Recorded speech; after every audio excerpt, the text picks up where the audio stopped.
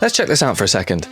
Classic 1970s wallpaper, wood veneer furniture, patterned carpet, ornaments, little fish. And it's all in period. This is not any old random backdrop. I've hopped into my time machine. I've come back to 1970s Brixton to my very own Windrush-inspired living room. But this isn't just set design. This is setting the scene for something bigger.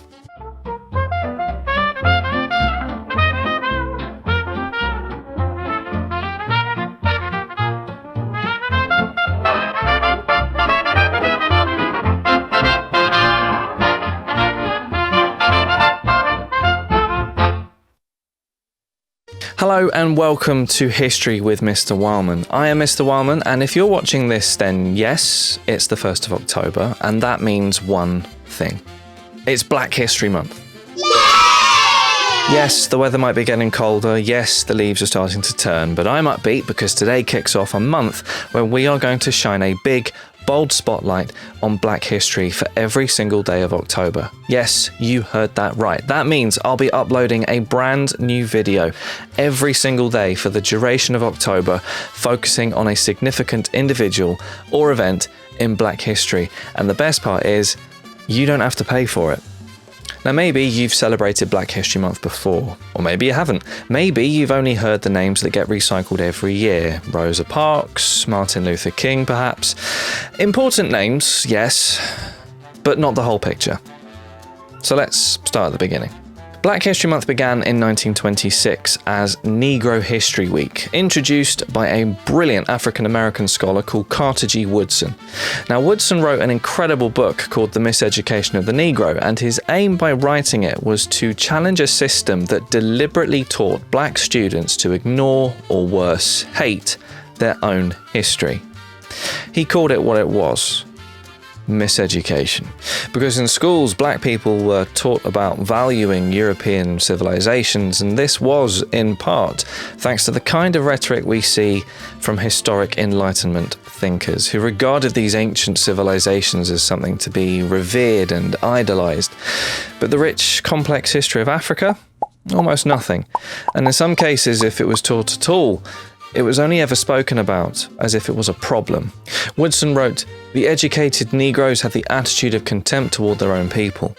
Negroes are taught to admire the Hebrew, the Greek, the Latin and the Teuton, and to despise the African." It's uncomfortable, yes, but it's the truth. Even the word Negro, which came from Spanish and Portuguese roots meaning black, was twisted over centuries, weaponized during the slave trade and used to dehumanize African people. Negro is a word we don't use anymore, and for good reason, but to understand history we have to acknowledge the language that built it. Woodson knew that by erasing black history from education, the system was upholding white supremacy. It was by design.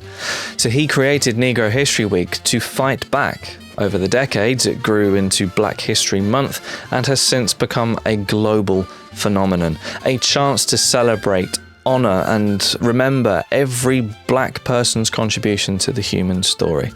History isn't just found in parliament buildings or palaces, or from any institutional book approved by Enlightenment thinkers. It's found in homes like this, in the living rooms of the Windrush generation who came to Britain in 1948 to help rebuild Britain after the conclusion of the Second World War.